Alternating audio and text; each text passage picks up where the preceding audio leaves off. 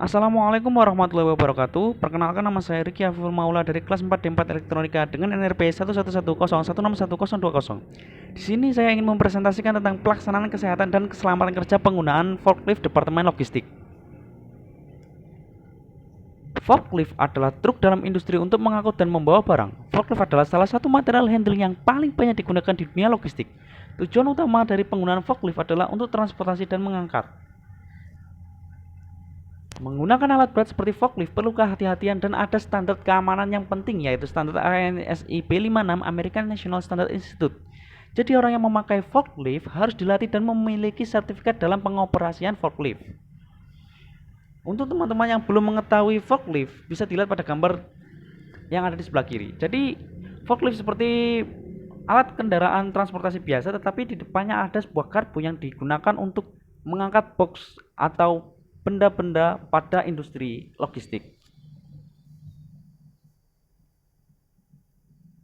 Untuk menjadi operator forklift yang ahli dan profesional, banyak hal yang harus dipahami, antara lain dia harus mengetahui tentang bahaya-bahaya yang umum saat pengoperasian forklift. Ini suatu hal yang sangat penting jika ingin mengoperasikan forklift. Yang kedua adalah kelengkapan keselamatan yang ada pada forklift. Yang ketiga, operator harus mengetahui batas berat maksimum yang boleh diangkat dan keseimbangan beban. Yang keempat, posisi garpu saat memindahkan barang dan pada saat melewati turunan atau tanjakan. Yang kelima, dia harus mengetahui beban yang menutupi pandangan. Jadi walaupun beban menutupi pandangan, dia harus mengetahui kondisinya. Yang keenam, kondisi yang dilalui sesuai dengan jenis forklift yang digunakan. Jadi pada gambar yang terlihat diketahui bahwa forklift digunakan pada area batako atau besi. Nah, itu dia harus mengetahui forkliftnya. Dan yang terakhir, keadaan fisik forklift dan cara melakukan pemeriksaannya. Jadi jika forkliftnya seperti pada gambar banyak gembos, ya berarti harus diisi terlebih dahulu, jangan asal dipakai. Ini akan membahayakan operator dan orang-orang yang ada di sekitar pengoperasian forklift. Ini merupakan tabel beban pengoperasian forklift. Jadi ada hal-hal yang harus diketahui dan dipatuhi. Dan hal ini memiliki suatu hal yang maksimal, seperti beban maksimal, jarak benda yang diangkat dengan garpu, dan ketinggian. Pada beban tertentu, dia harus ada pada ketinggian tertentu jika jarak benda pada garpu memiliki nilai ini. Seperti itulah pembacaan tabelnya. Bukan hanya operatornya saja sebenarnya yang harus berhati-hati dan menerapkan K3. Sebenarnya orang-orang yang di sekitar pekerjaan forklift juga harus memperhatikan. Ini merupakan tanda pengoperasian forklift.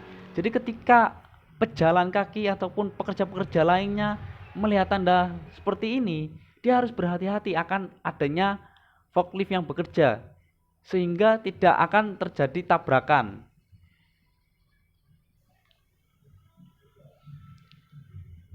Ketiga forklift yang harus diperhatikan.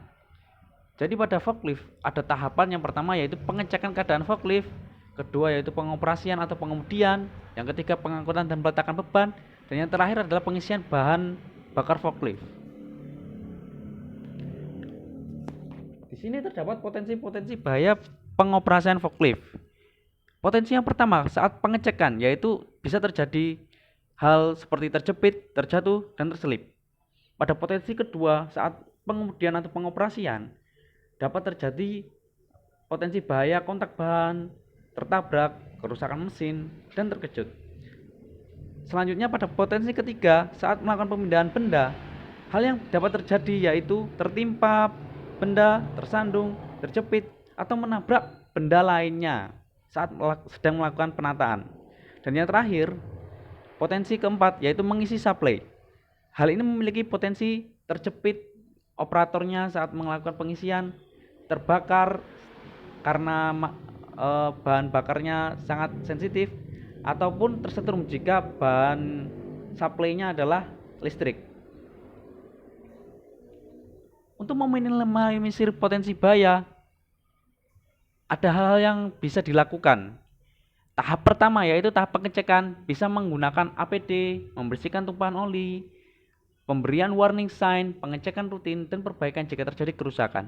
Untuk tahap kedua, bisa dilakukan safety briefing, training, sign route, forklift, membersihkan jalur dari benda yang tidak diinginkan, dan melakukan pekerjaan sesuai prosedur. Selanjutnya, pada tahap ketiga, bisa dilakukan dengan warning sign, pengecekan beban, dan pekerjaan sesuai SOP. Tahap 4, hal yang bisa dilakukan untuk meminimalisir yaitu menggunakan APD, pengecekan rutin, dan safety awareness. Jadi, jangan berpikir jika kecelakaan belum terjadi, maka kecelakaan tidak akan pernah terjadi. Ini merupakan safety saying 1900. Keselamatan adalah pilihan yang Anda ambil. Thanks for your attention. Wassalamualaikum warahmatullahi wabarakatuh.